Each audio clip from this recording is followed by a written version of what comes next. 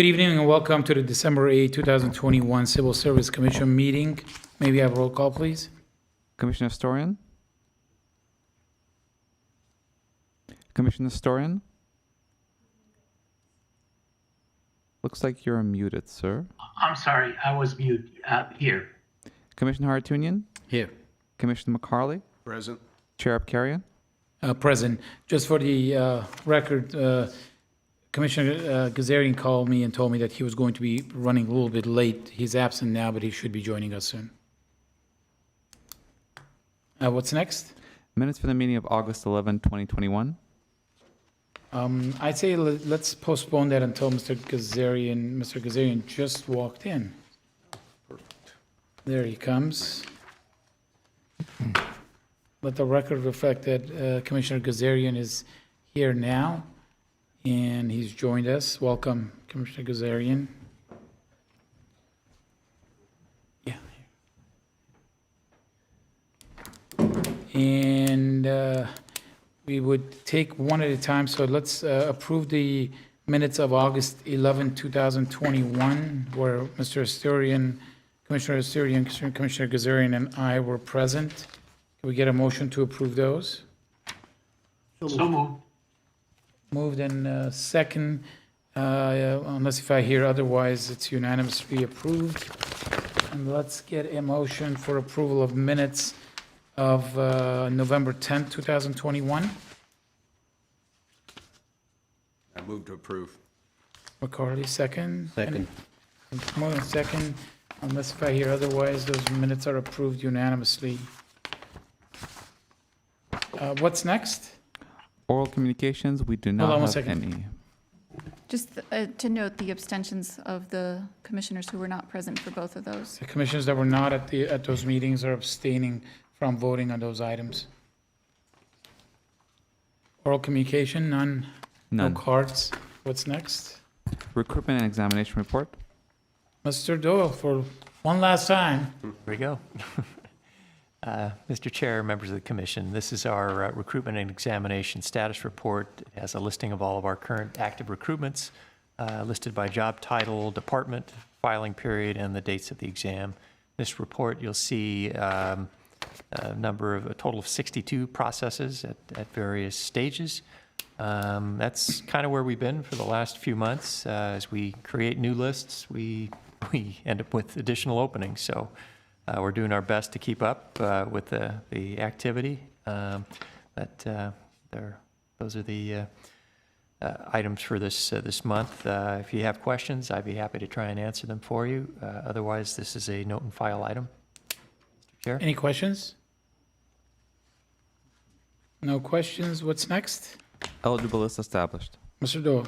Mr. Chair, members of the commission, these are eligible lists that have been established since our last meeting. We're talking about roughly the month of November, which is kind of a holiday month, but nevertheless, we had 9 lists established. Again, the lists get established after the selection process has been completed. And again, we have 9 lists. 3 of those are open lists, 4 of them are promotional, and 2 of them are promotional and open. Again, this amounts to the activity since our last meeting. If you have questions, I'd be happy to try and answer them. Otherwise, this too is a note and file. Any questions? None. What's next? Class specification for approval, Director of Finance and Information Technology. Mr. Doyle. Mr. Chair, members of the commission, we now have a series of what I would call high-level reorganizations for the next few items, which I'll introduce, but largely have Mr. Galanian review those for you. These reorganizations are the result of vacant executive positions, and again, having the opportunity to relook at some of the operations and perhaps consolidate some of the talent and improve efficiency, and of course looking at reducing costs. This first one is a specification for Director of Finance and Information Technology. This is essentially a proposal to consolidate the executive positions overseeing both finance and information services department into one new job title. you'll see from the report and the specifications, the specification, which is fairly lengthy, there's a lot of commonality and common duties and functions within the two departments of IS and finance. And again, the thought would be that a single executive managing all the fiscal, financial, and IT resources of the city would be a benefit. So with that, I will turn this over to Mr. Galanian if he would like to say a few words. And just want to, as he's coming forward, acknowledge Ms. Navarro from my staff who worked on this specification. So, Galanian, welcome. Thank you. Good evening, Sheriff Karian, members of the commission. First off, if you allow me, I'd like to take advantage of this opportunity to say a couple of words and wish Mr. Matt Doyle well on his decision to retire. Matt Doyle has been an icon, as far as I'm concerned, of this organization.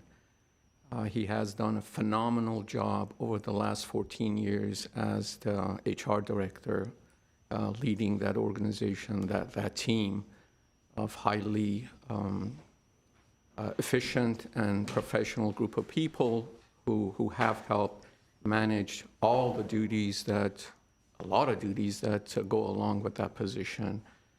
And prior to that, obviously, at various capacities within the HR department. And I just wanted to express my deepest gratitude for 33 years, 1/3 of a century of dedicated service to this organization.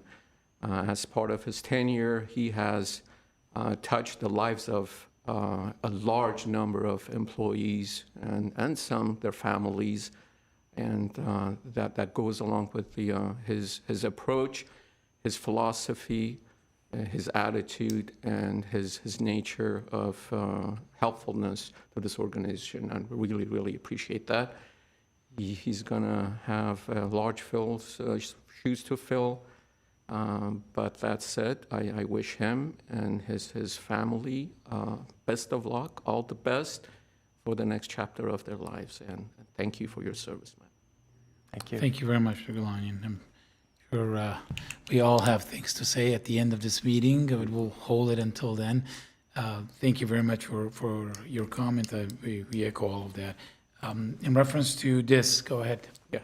In reference to this classification, the new title and classification, as Mr. Doyle mentioned, it has been my philosophy and my direction to our executive team that when a vacancy comes up, and not to automatically approach it with the decision to fill it at that level, and to look at things in a different manner that we have done, to challenge the status quo and see if we can do things more efficiently along the way. Obviously, we have financial concerns as far as the budget is concerned, and we can save some monies even better. So with the upcoming, actually tomorrow is Ms. Flynn's last day with the city as the finance director. With that opportunity, it gave me a chance to look into a different and alternative way of handling the recruitment for that position, and have come up with this idea of having one executive level manager, namely Jason Bradford, who is uniquely qualified since he has spent quite a few years in the finance department at varying capacities, and has been promoted along the ranks. And over the last 4 or 5 years, I believe, in the ISD, Internal Information Service Department. He is up to the challenge. We are going to shift some duties around, shift some of the direct reports around so that it's more manageable. And I believe that this is going to create some efficiencies, obviously. It's going to provide opportunity for cross-training and synergy between the two departments along the way. And it just falls in line with direction that I received when I was appointed by the city council to implement change as much as we possibly can. And with that, I'd be happy to answer any questions you may have. Mr. McCarty. Mr. Galanian, I've usually been very reticent about complimenting members of the staff. I've been characterized as somewhat critical. But I believe with this initiative, you are deserving of some of the highest commendations because it is consistent, certainly my view, that the integration and consolidation of positions provides huge benefit to the city and is consistent with current managerial practices. And just to go through a number of areas which you emphasized. It first reduces overhead. It provides for cleaner lines of both responsibility and authority. There is a very close relationship between finance and IT. The integration is most relevant in those two organizations. And finally, and this should be conveyed to the council, you are assisting in streamlining the budget and reducing the overall cost to the city. So I am absolutely delighted that you and your staff came forth with one of the most innovative actions that I have seen in my 3 years of service as a civil service commissioner. Appreciate your remarks. Anyone else? Just, Sergeant. yes, if I may. When we talk about the savings and the cost, do we have any like ballpark numbers? What type of savings are we talking? Short-term, long-term? Yeah, Chair Abkarian, members of the commission, Commissioner Hartunian, we have another item that we'll discuss, I think, right after this. So I took a broad look at the savings, including this consolidation at the executive level, and as well as two others that will come up next we'll talk about. The total annual savings in salaries and benefit will be over $617,000. So it's quite substantial.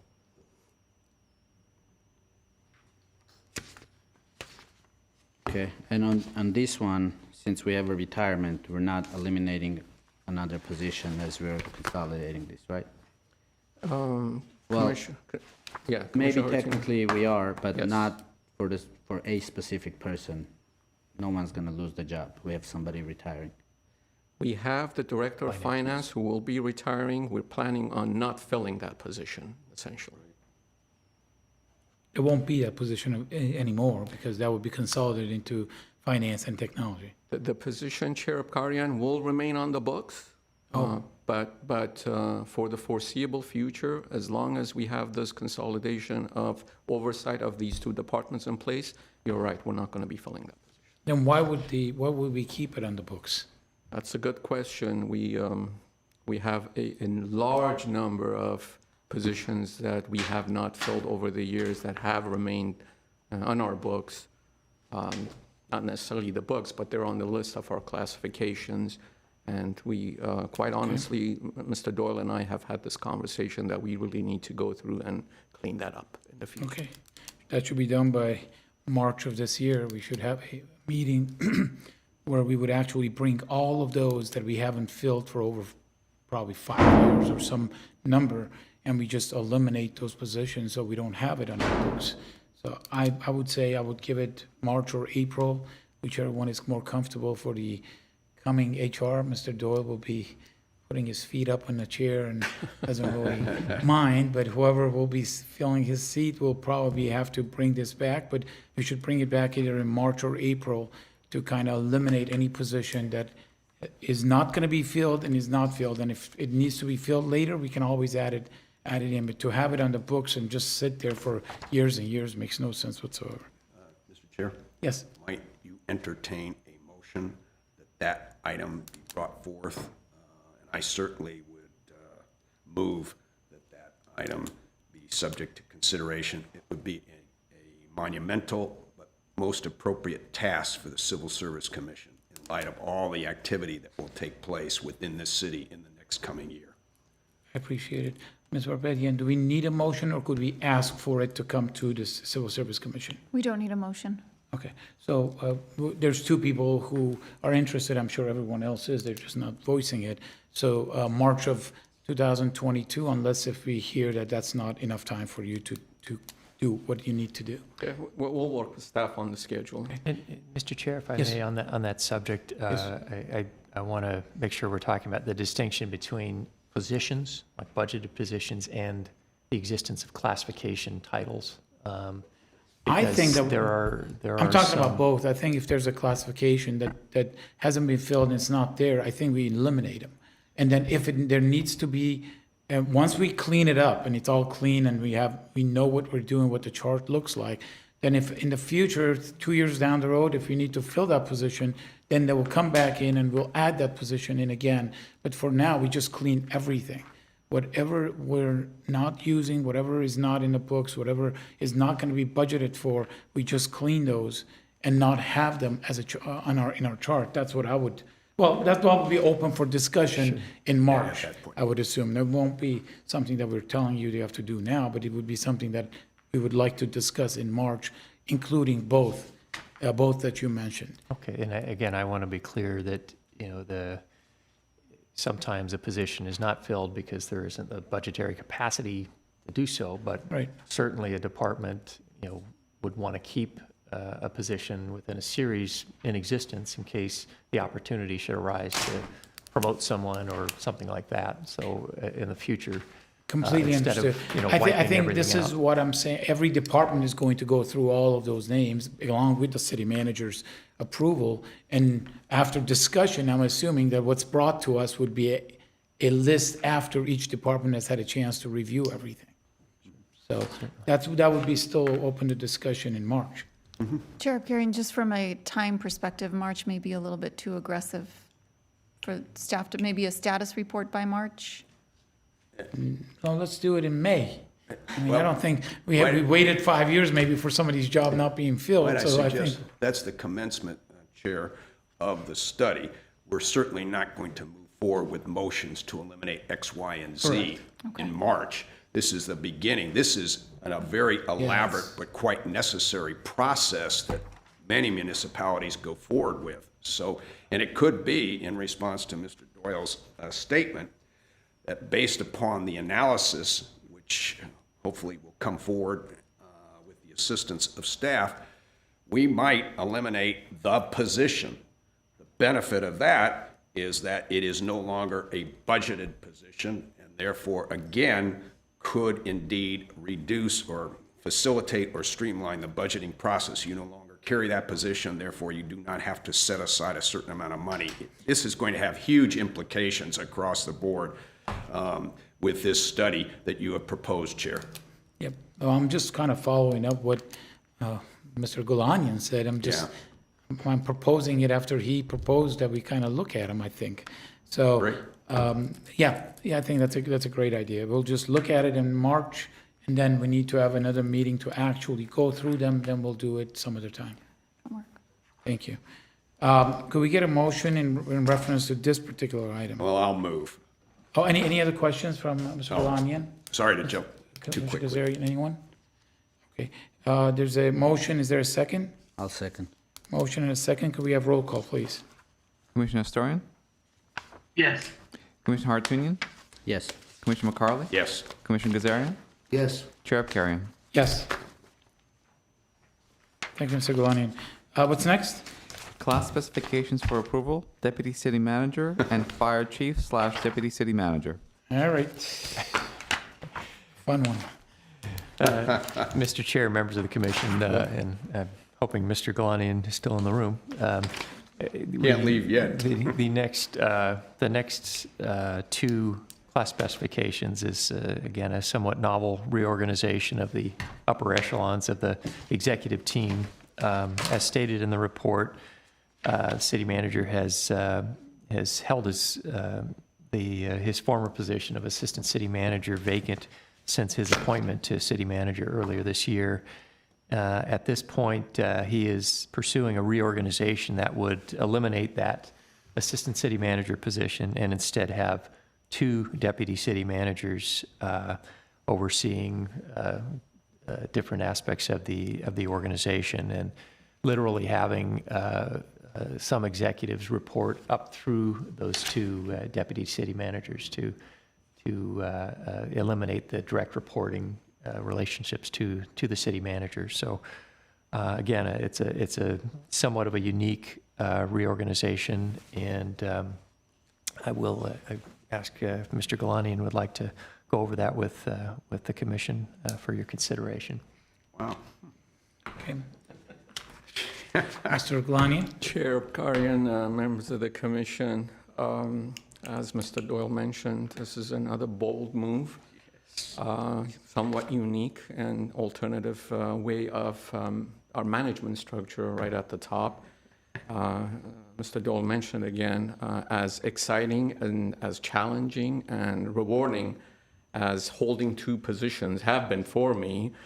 I think it's time. I've had a chance over the last year to evaluate different alternatives and options for the assistant city manager position, and I have settled on this alternative that I think is going to work really well. It will provide me an opportunity, a little bit of more free time to connect with the employees, staff at all levels that I have been planning to do, as well as reconnect with the community. And the proposal is to have 2 deputy city managers as opposed to an assistant city manager and deputy city manager. The first one is already currently existing position who will be given additional responsibilities. I'm sorry, Ms. Golan, I don't mean to cut you off, but just a visualization. The prior chart, because we don't have kind of a chart in here, the prior chart was that you have the city manager and then the assistant city manager. Under that was the deputy city manager, which was reporting to the assistant city manager, I'm assuming. Exactly, yeah. You're eliminating that middle assistant city manager, and you have 2 deputies that are reporting to you and everyone else reporting to them. I couldn't have said any better. That's Okay. exactly I'm the system. just a visualization. So of what going you're- from a vertical reporting structure to flatten it and have 2 deputy city managers, like I was beginning to say, the first one is an existing current position, but will be given additional responsibility and oversight and reporting of a certain number of departments. And then the second one would be, this is another bold move, it's our incumbent fire chief who will take on additional responsibilities and duties, and more of an outward-facing community services-related department will have that reporting structure through the fire chief. And that would flatten that vertical reporting structure. And in the process, we will save over $617,000 a year. Thank you, Mr. Chair. McCarty. I must say, Mr. Galanian, if this moves forward and is successful, it will resonate across the country. Having studied this in some of my former activities and occupations, we were so desperately interested in utilizing the capabilities and the experience of a fire chief, or to give great deference to a police chief as well, to utilize that talent, that extraordinary talent, in providing guidance and administrative abilities to the city itself. Certainly, I'm a proponent of all this, and I would assume that you've gone through, I know you have, the analysis of the workload that would be imposed on Chief Lanza, once again, an extraordinary member of this city government who now reports to you. And whether, it's always a complex subject when you address those in uniform, both a police chief and a fire chief. Right. And when you begin to address those two in uniform, you're not only talking about management responsibilities and oversight, but you're addressing a culture. And the culture of a fire department is substantially different from the culture of a police department, and perhaps the culture of where the fire chief, and our great fire chief, has served in a variety of positions throughout his successful career. His view of things is encouraged or in some ways influenced by the fact that he wears that uniform proudly. And to move into the city, it is a dynamic and certainly, to use your word, bold move. I'm going to support it handedly. I'm going to be very interested in what will take place. We put this forward, and I will volunteer to write that article for the management review, which circulates among most city managers across this country, if you successfully pull this off. Thank you, Commissioner McCarley. And I have full confidence that we can pull this off.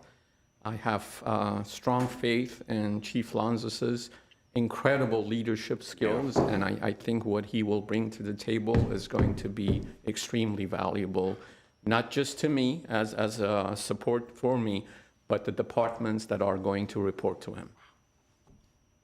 Great. McCarty? Well, since, if there are any further No, comments. there's gonna be some I've comments. certainly Besides your comment, put my which is position very, very positive, we front and understand. center. Thank I you. appreciate it, Mr. McCarty. When it comes time to get the motion, I'm going to be looking at you. for Thank the you, motion. and I'm ready. I'm writing it down. Anyone else have any questions? Yes. Ms. Kazarian? Thank you. I have a few questions for clarification. The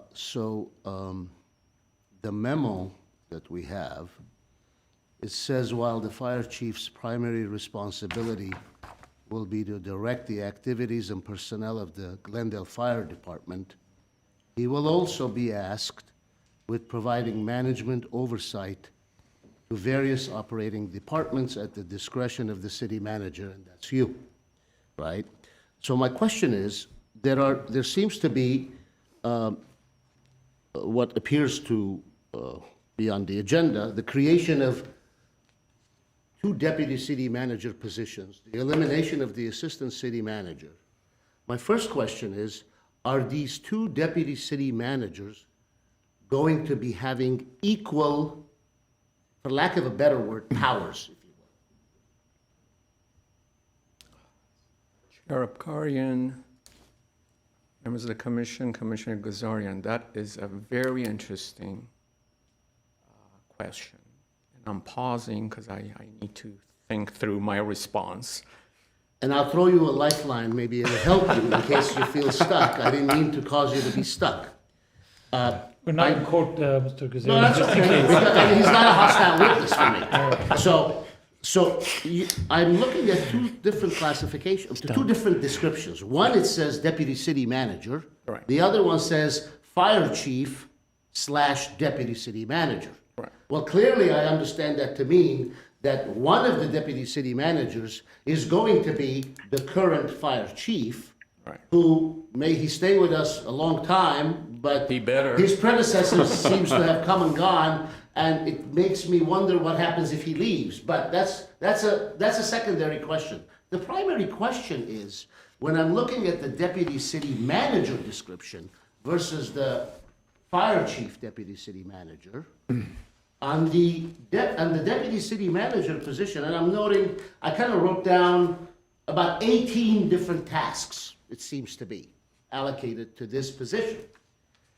The second of those 18 tasks says, serves as hearing officer for grievance and disciplinary matters. Well, I immediately think of a Skelly officer, and I ask myself, well, if these 2 deputy city managers have equal powers, or duties that they may step in for one another to to help the flow of process within the city, it makes me pause if, heaven forbid, a personnel within the fire department is up, undisciplined, disciplined by the very fire chief, who now is going to be the very Skelly hearing officer.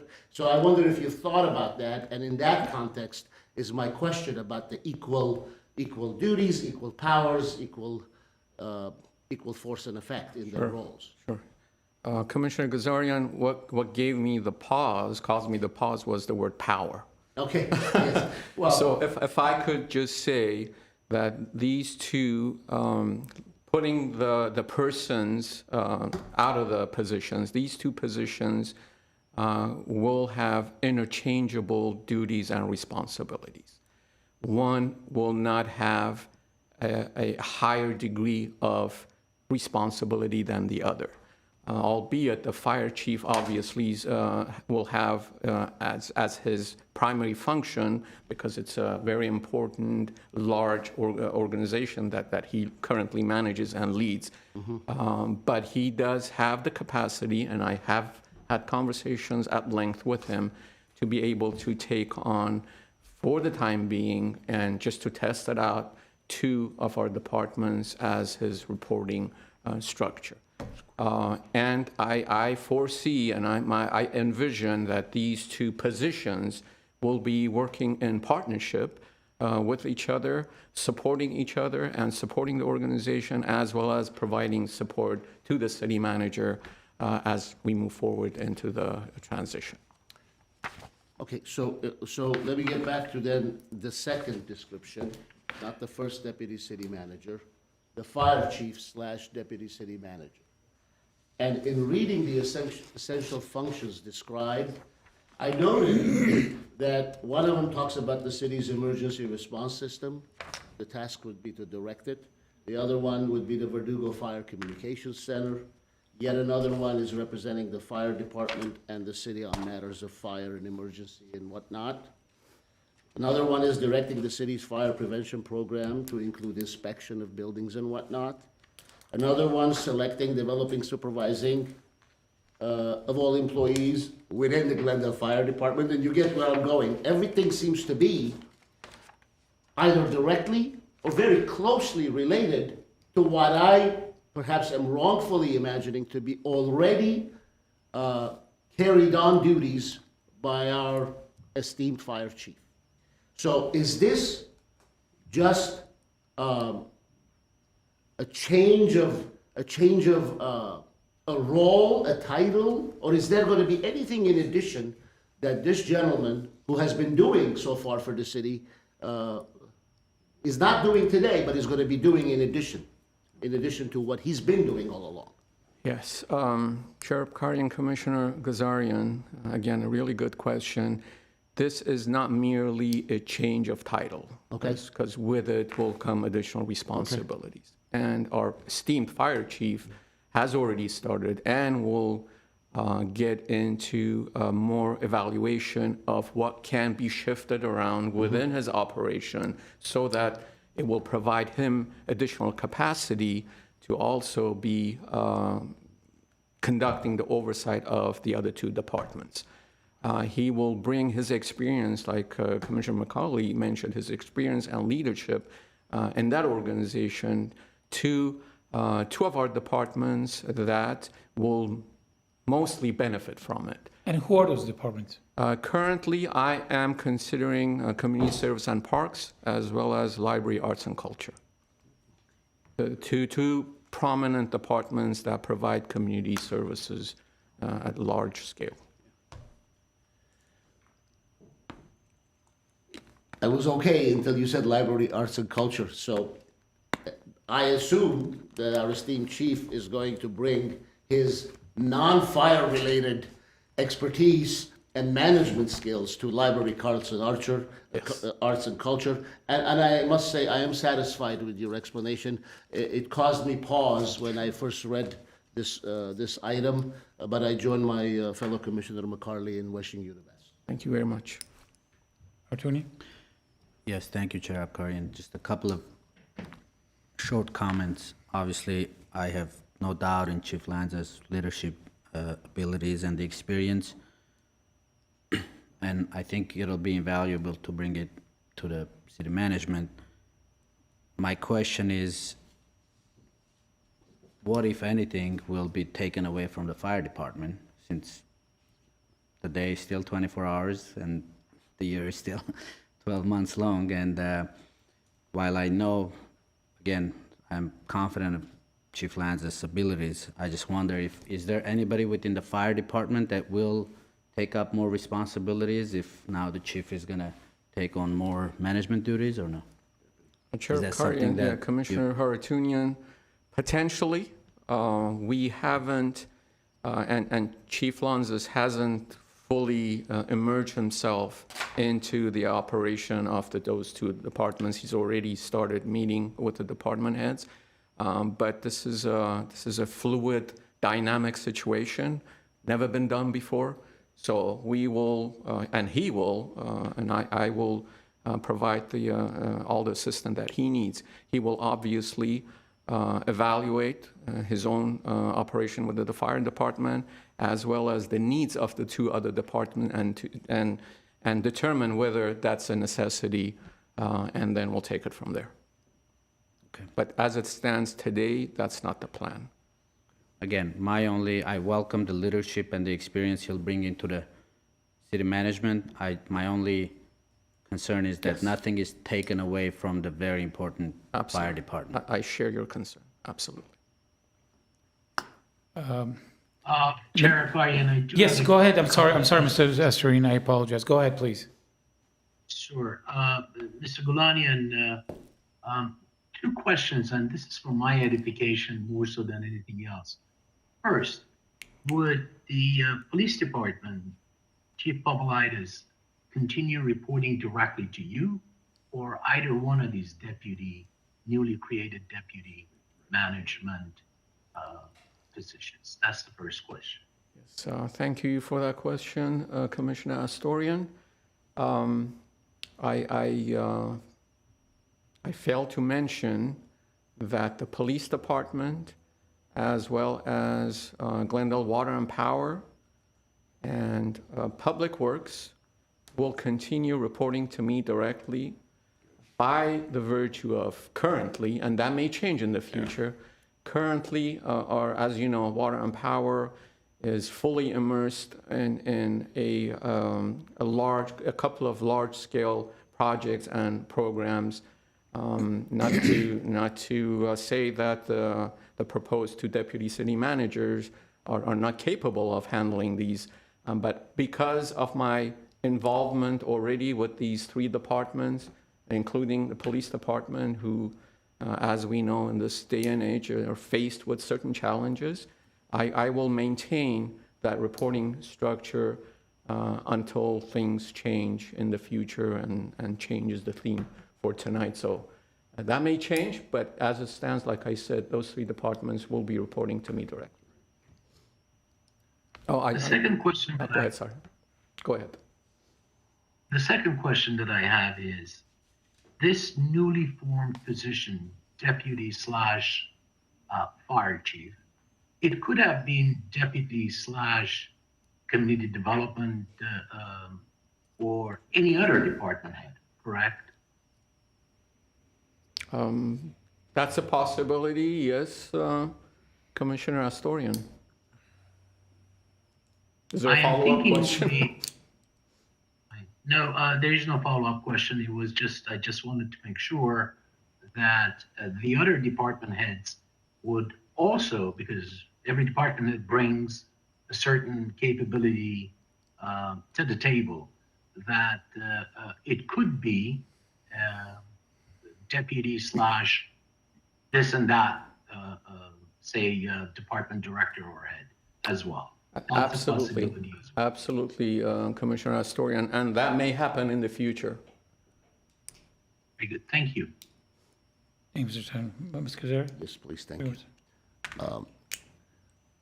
I don't know the answer, but I'm assuming that you've consulted with the city attorney, and there are no legal works associated with a particular scenario where one person is a head of a a department such as the fire department, but at the same time is a deputy city manager, there are no issues, I assume, because other departments will be answering to essentially a department head of the city vis-à-vis the fire department. Great question, Commissioner Gazarian. I don't drink water without first consulting with my city attorney. That's probably why the city attorney's sitting all the way back there with you. I was thinking, where were you going with that? I don't drink water. But I thought it was the water department. But thank you. I appreciate that. All right.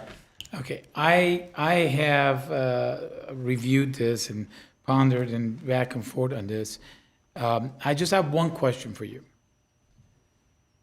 If the chief decides tomorrow to leave, and I always look at the worst possible case scenario, I never look at the best case scenario because best case scenario is what we have now. If the chief leaves tomorrow morning and decides, I'm not going to be in city of Glendale as of tomorrow morning, adding a title of fire chief / deputy city manager instead of a deputy city manager / One and two. I'm sorry? 1 and 2. 1 and 2. Would that not be a more general, more encompassing title that would provide more of a, I'm just thinking tomorrow's city, another fire chief comes in tomorrow. The chief decides to leave and we'll hunt him down forever if he goes tomorrow. That won't happen because we have a very capable person in that position now, which allows us to do what we can do now. Absolutely. Because if it wasn't somebody else in his position, we might have not been able to. Right. But with that in mind, if he decides to go tomorrow and we hire another fire chief that is not as capable and he only is concentrating on the fire department management, or he decides I don't want to do it, would putting a fire chief / deputy city manager title be a stretch? Or wouldn't it be a better idea to have a more encompassing general title where we don't have to keep changing it every few months or few years, so to speak? Or am I thinking that you put that so the fire chief will do this and then move into the deputy city manager's position, and then we'll hire another fire chief? So I'm just trying to talk out loud for people who don't say what they need to say, but I say it. My thinking is that you put that so the deputy city manager get tested. If it works, that's great. If it doesn't work, the fire chief goes back to his position and it doesn't work. Exactly. Which is what I think probably is the idea, because Yes. you don't want to have somebody move into a position and then position is empty, somebody gets appointed and then it doesn't work, the fire chief has nowhere to go, so to speak. So, Yeah, Chair Abkarian, I don't know if those were questions or were statements, but I those were just- completely agree with you, and I have lost a few hours of sleep over this, what the future holds. And I've been told that city managers' two most favorite words are, it depends, right? Mm-hmm. It depends on who, not that Chief Lanzas is replaceable, it depends on who replaces Chief Lanzas. Would that person come with the same level of background, education, leadership skills? Then we're good. We have a position in place. And now that I think about it, with the fierce competition right now out there, with folks resigning, the silver tsunami, the great resignation that people are talking about, if we have that kind of title, if Chief Lanzas leaves, that may be something that will be attractive to certain folks and will make the city stand out and that position stand out amongst other fire chief openings, right? For someone who is ambitious, who wants to get into city management, and as well as dedicated to fire safety, then they'll think, that's interesting. Maybe I should apply to this position as opposed to the other run-of-the-mill fire chief positions. So that's one possibility. We'll try this out. Again, I'm confident that it's going to be a success with partnership with Chief Lanzas.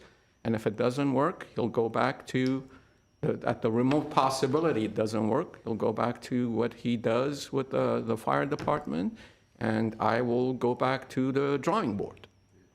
Okay, which is what I assume was being done, just so job security is still there.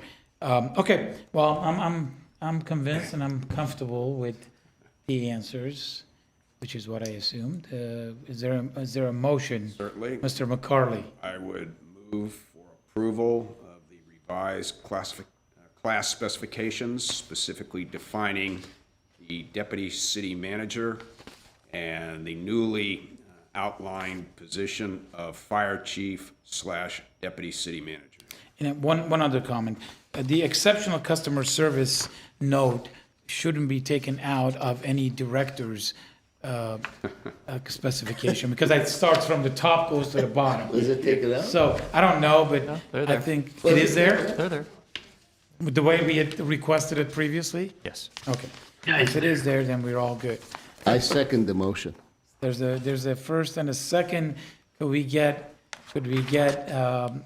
roll call, please? Commissioner Astorian? Yes. Commissioner Hartunian? Yes. Commissioner McCarley? Yes. Commissioner Gazarian? Yes. Chair Abkarian? Yes. Congratulations, Chief. Congratulations. Best of luck to Thank you, you. Commissioners. Tremendous. All right, what's next? Job bulletins for approval, firefighter recruit paramedic open and firefighter recruit paramedic promotional. Mr. Doyle. Mr. Chair, members of the commission, we now have a couple of job bulletins for your consideration. It is that time of the year where we are once again going out to recruit for firefighter recruits. This item is coming before you because, once again, we are limiting this process to individuals with a paramedic license. This has come up before. Our existing approved class specification for firefighter recruit simply requires an EMT certificate. And just, I think the report addresses the ongoing need for paramedics. And that's ultimately our desire to have a department that's I would say close to 100% paramedic among its firefighting staff, at least the sworn staff. Therefore, we're proposing these bulletins be brought before you for your consideration. One of them will be an open recruitment process, which means it's open to anyone in the labor market, and we anticipate that attracting a large pool of candidates. And a separate recruitment will be done on a promotional basis, which would be largely limited to our existing ambulance operator crews. And again, in order to qualify for each, there are specific requirements that are set forth in the bulletins. And I think the commission is well aware that ambulance operator process has been a real great assistance in attracting local talent, individuals who tend to be more diverse, as well as representative of the Glendale area. And ultimately, it's been a great avenue for developing prospective firefighter recruit candidates. So both of these bulletins are here for your consideration. As you can see, we're trying every means necessary to attract competent, qualified firefighter paramedics, and we hope to get this process begun right at the start of the new year. So again, that concludes my report or my description of this. And if you have questions, I'd be happy to try and answer them for you. We do have Fire Chief Lanzas here today, soon to be Deputy City Manager / Fire Chief Lanzas, as well as Narc Petrosian, who has worked with us on this recruitment process. So, Mr. Chair? Any questions? Yeah, Mr. McCarley. Seeing that we have our distinguished fire chief, but not in his black uniform. It took me aback for just a second. Such a dapper fire chief. Now addressing some more pointed questions. We have between us had conversation regarding the new imposition of the requirement for paramedic licensing, EMT2, I believe is the technical description for that. That basically appears, as Mr. Doyle indicated, to be one of the primary prerequisites for service in this particular fire department. Would that be correct? Good evening, Mr. Chairman, members of the commission, Commissioner McCarley. Yes, the primary requirement for this position is that you are a licensed paramedic. Our organization, our 9 fire engines are all paramedic engines, which have a minimum of 2 firefighter paramedics on each resource. As of today, we have 5 remaining firefighter paramedics in the organization. 3 of them are actually currently in paramedic school. So at the end of here in the next month or so, when they complete their paramedic training, we will have 2 remaining, we have 6, so we will have 3 remaining, and our plan is to send those 2 to paramedic school next year. So there will come a day where we will have no more non-medic firefighters in the organization. And if I may, I would just like to take a moment to thank each of you for the comments. I think a couple of you didn't recognize me in the back of the room. I didn't do that on purpose. I was at a Fire Chiefs, California League of California Cities Fire Chiefs Conference throughout today in Universal City, and I've been asked to speak on a panel on leadership tomorrow.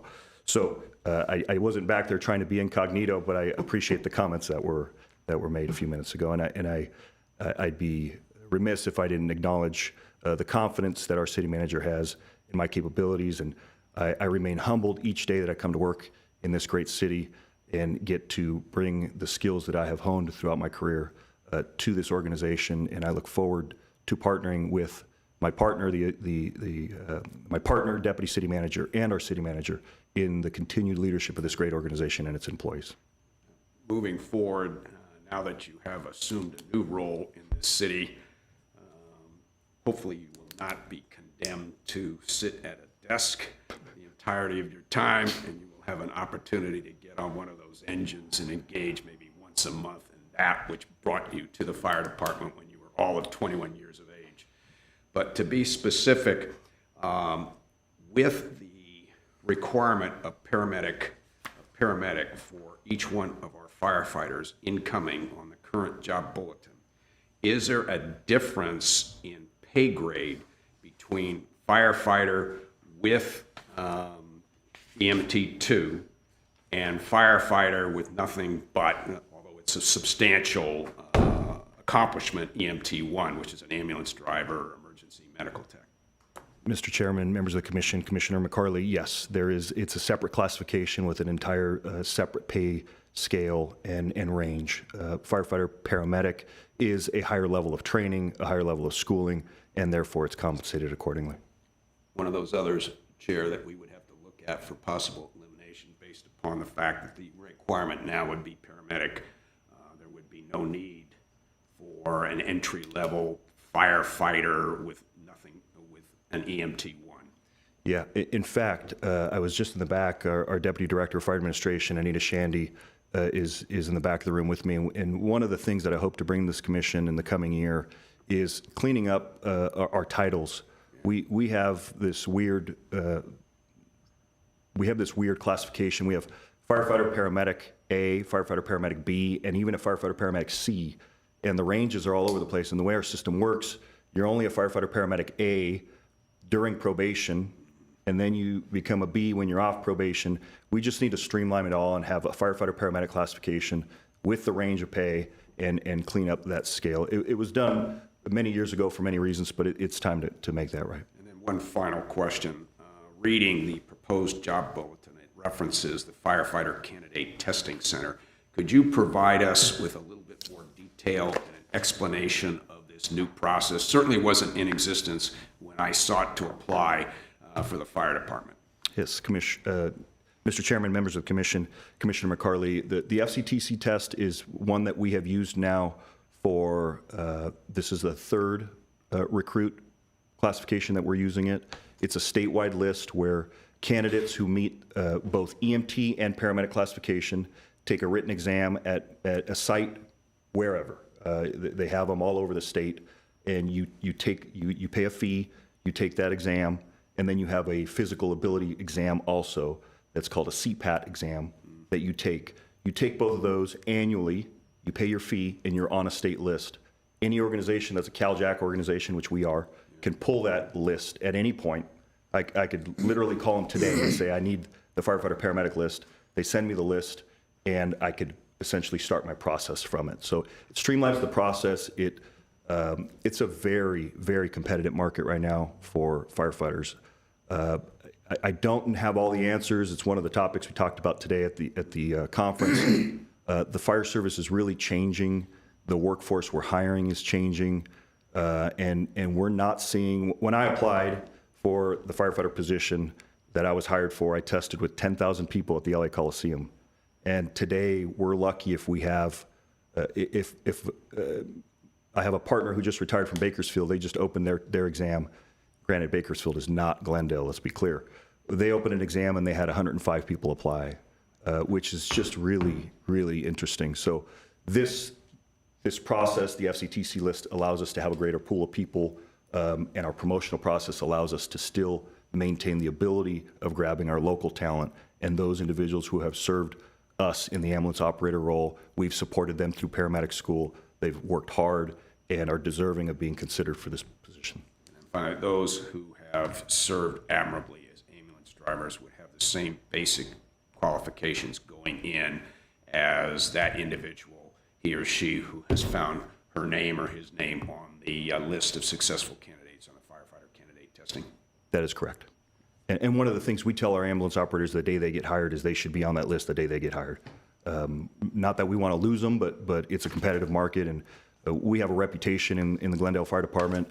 Our background process is tough, so we have a reputation, and other organizations know it, so they're capitalizing on it, and we are often the training bed for some of these individuals, which is okay, because our Glendale mark is out there, and the service to the people is what we want, and we're okay with that. Just a quick follow-up question. When you do hire these people, do you reimburse them back the fees that they paid to take the exam? Mr. Chairman, members of the commission, no, we do not. However, FCTC does have a process for any individual who has a financial hardship and cannot pay for the fee. They have grants that pay for the fee for them. We're want to be so competitive, why wouldn't we offer, if we do hire them, why don't we offer to actually pay for the exam fees? You know, it's an interesting thought, not a bad one. We compensate them well upon hire, and I think, I think the test is really, I should know how much it costs, but I think it's under $150, so it's a small fee very small. to take the exam. Mr. Chair, I would say, I mean, this process is far better than what these candidates had to go through before, where literally they would travel around the state and test for one city, then they'd go to the next, they'd go to this county, and it was a silly process. Very and again, all these departments are competing against the same candidates, so it's a far better process for both the candidates and for the agencies that are utilizing that process. It brings targeted people right to your doorstep. It's a good thing. Anyone else? Any other questions? Mr. Asterian, you have any questions by any chance? I'm good. Okay, perfect. With that, could we have a motion to approve? Yeah, I'll move to approve these job bulletins. Second. Move in second. Can we have roll call, please? Commissioner Astorian, Yes. Commissioner Hartunian, Yes. Commissioner McCarley, Yes. Commissioner Gazarian, Yes. Chair Abkarian. Yes. Mr. Chairman, members of the commission, if I could just make one more comment. There were a lot Please. of comments about me potentially leaving. I just want to make it real clear. I'm not going anywhere. Going through all these things to give you a title, chief, you better not leave right away. All right, what's next? Reports? Mr. Doyle, one last item for you. Mr. Chair, members of the commission, I was hoping we'd have 100% of departments with no past due. Unfortunately, we have one, but the good news is that the other 13 departments all have no past due evaluations. And once again, a great tribute to this commission and their efforts to ensure that we stay on target with our evaluations, as they are an important thing. That's the extent of that report, so. nice Any work. questions?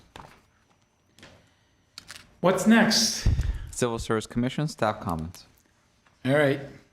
Who wants to go first? I'll go first. Ms. Kazarian. Last chance for you to take back your so-called retirement, Mr. Doran.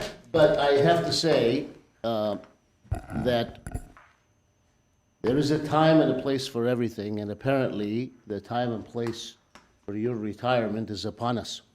I am reminded of the very first evening I was in this chamber, and every other evening since then, I would say a decade plus now. You are not just a colleague on this dais, if you want to call it that. You have become a friend to every one of us. Your patience is beyond description, and I will most of all remember your patience with each and every one of us, your humility and your generosity with time, no matter when I have called you with a question. I know where you live, so you're not going far. And I will miss you, Matt. I will truly miss you, and I think the city is going to go a long period of time before there will be another Matt. We often think that every person is replaceable. Every person is not replaceable, and I dare say you're one of those people. Thank you for your service. Thank you. Thank you, Commissioner Kazarian. Who wants to go next? Mr. McCarty. Mr. Doyle, Matt, it has been a true honor to serve with you. And I must say that you have brought huge credit and significance to our school, to our high school from which you and I graduated. You are truly the one and singular honor graduate of Bellarmine Jefferson High School. And for that, I salute you, sir. Thank you, Mr. McCarty. We weren't in the same class. I was just gonna say, I hope you. I kept looking at you and looking at Mr. McCarty. Kind of was puzzled for a second. I'm not going to touch that one. I'm not going to touch that. Anyone else wants to go? Sure. Let me. Well, Don't. Mr. Oh, Let's go go. ahead, go ahead, Let's Mr. go with Asturian. Mr. Asturian. His remote, so we'll go with him. Go, Mr. Asturian. Go ahead. Sure, I'll be happy to.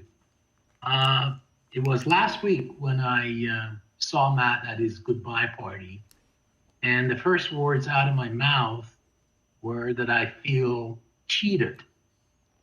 I feel cheated because as a rookie on this commission, I didn't have the benefit of his association the way that my fellow commissioners have had during the years in the past.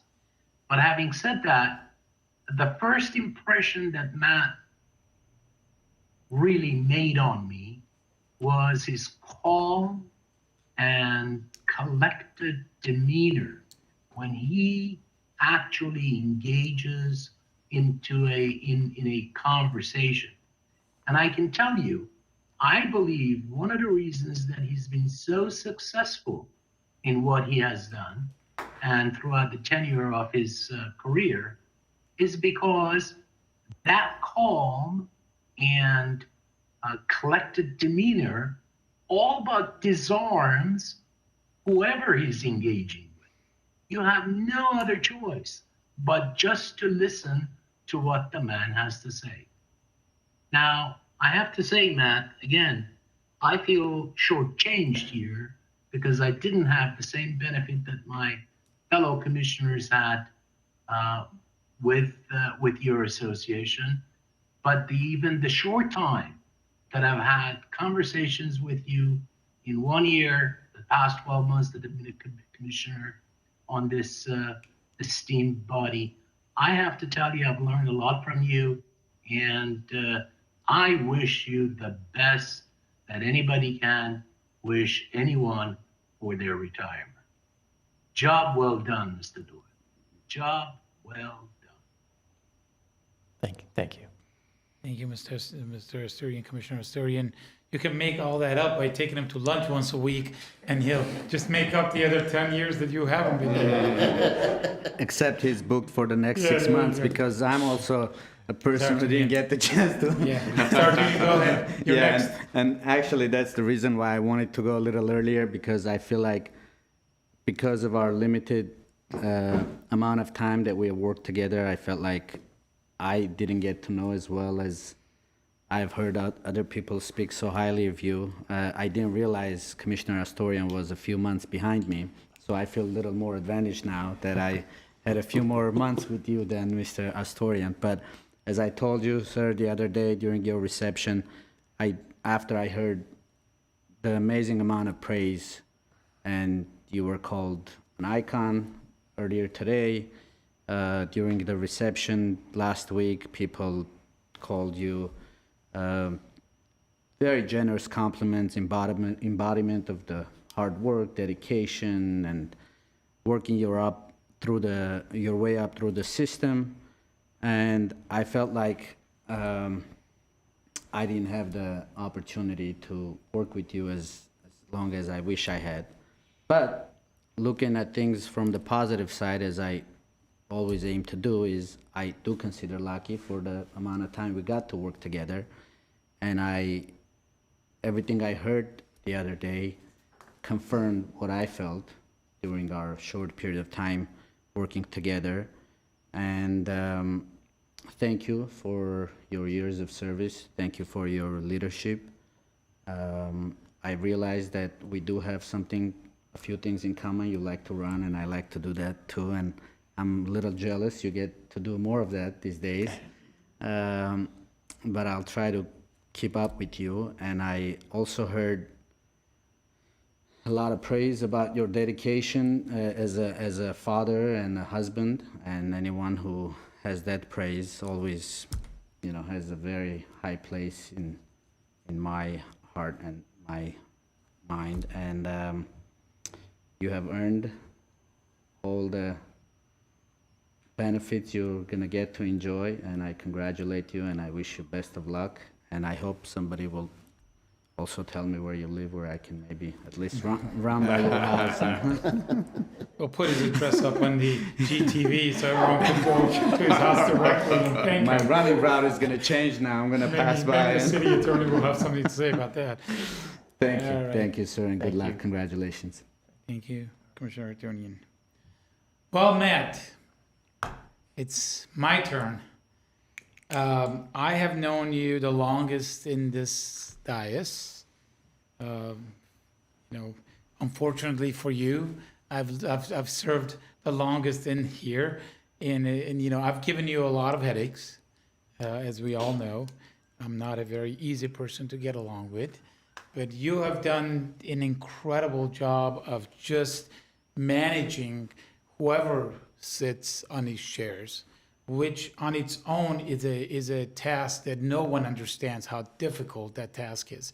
For every so often, so many years, besides the city manager dealing with the city council if it changes, but every so often you basically get somebody brand new with brand new attitudes, brand new approaches, brand new focus, and they're trying to tell you how to run your department, which is not comfortable, which is not something that everyone will do.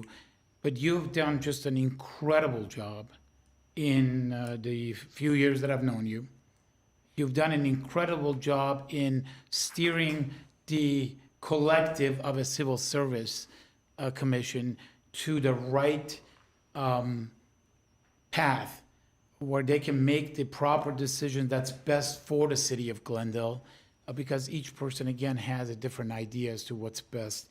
We are not city council, we're civil service commission, and we serve with appointment from city council, and sometimes we forget that. So I wanted to tell you that you are one of a kind. Your position will be replaced, but Matt Doyle and what you've done for the city and what you brought to the city will never be replaced. There is no one that could replace Matt Doyle and what you've done. It will be a very, very, very long time before your replacement will come close to doing what you have done for the city. And for that, I wanted to thank you. I think everyone in the city wants to thank you for the time you put into this, to what you do, for what you've done for the city, what you continue to do and finish your job until the end of the month. And I wanted to wish you the best of luck and health in whatever you do in the city, in your future. Thank you. Thank you so much. Again, I'm humbled by these kind sentiments. I will say it's been a true honor and privilege to not only have held the position of Director of Human Resources, but also that serve as your Chief Examiner, which is my other title, which is not very well known under the city charter. But I do appreciate the kind sentiments coming from all of you, because I respect all of you so much. The one thing that I've been continually gratified for is the level of skill and quality and the talents of Civil Service Commissioner over the years. And I look at this group and I see, four attorneys. Is that correct? Yeah. So yeah, people who are experienced in law and business and real estate and development, and for you to give your time to this body is impressive, and it's appreciated. And I'm a big supporter of public service, and it hasn't gone unnoticed what you folks do as volunteer commissioners for the city of Glendale. And I know the work that you all do outside of this, and I know it often takes a lot of time away from your professions. But again, it's been to the city's benefit to have you all on serving in this capacity. And I look at Chair Abkarian and Commissioner Gazarian in particular. You've had multiple terms on this commission. You've both dealt with not just these meetings, but the disciplinary appeal hearings, which just go on and on for hours and hours. And that's a great, certainly a great contribution. So you've all done your civic duty just admirably. So. Again, I feel privileged to have worked with all of you, and we've had some great commissioners over the years, and some who are no longer with us. And again, I appreciate everyone here, but a couple that stand out are Sam Manukian, a couple who are no longer with us. Very, very sad, but. Roy Coleman was a legendary individual, a war veteran who literally gave his life and service and health to his country. If you all recall, Roy was a Vietnam veteran who was severely injured as a young man, and he lived with great pain and suffering for many years. But he found his way up here. Back in those days, it was every other week when we were meeting twice a month. And that was great dedication. I think I mentioned Sam Manukian, great man in his field. And certainly I'd be remiss if I didn't mention Art Devine, who recently passed away. And just a decent individual, so giving and so dedicated to the city. Again, I said it before, this is a great organization, and I consider it an honor and privilege to have been serving in this capacity for so many years. And again, I thank you all for giving me the respect and the appreciation, and certainly, for listening to what I have to say. And as Commissioner Chair Abkarian said, we didn't always agree, and some of those meetings weren't always easy. I went home some nights thinking, gosh, This is tough. When is Albert going to be off this commission? But no, I think overall it's been very gratifying, and there's nothing more gratifying than being presented with various challenges, whether it be in this forum or in my other forum as HR director, as chief negotiator, as the person who tries to resolve conflicts, employee relations, labor relations issues. There's nothing more gratifying than taking on a difficult challenge, working through it, and having a good outcome. And I think there have been many of those over the years, and for that, I feel very gratified, proud, and appreciative of this opportunity. So with that, I thank you all. Going forward, the first Wednesday of each month at this hour, I'll probably sit back and have a glass of wine and probably not watch this. I'll probably have a Dodger game on or something like that. But, anyway, thank you all. Thank you, Matt. Thank you. Okay, what's next? Adjournment. Move to adjourn. We're adjourned.